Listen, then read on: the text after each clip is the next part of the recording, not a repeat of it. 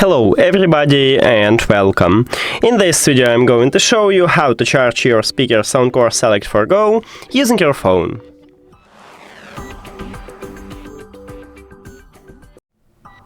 All you need to have for this is just USB-C to USB-C cable.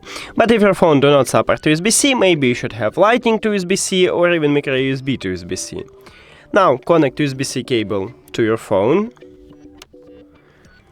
And then at the right side of the speaker we have this plug.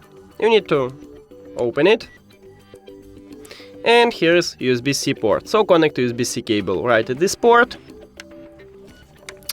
And right here at the top we can see this LED light, so it means that it's charging.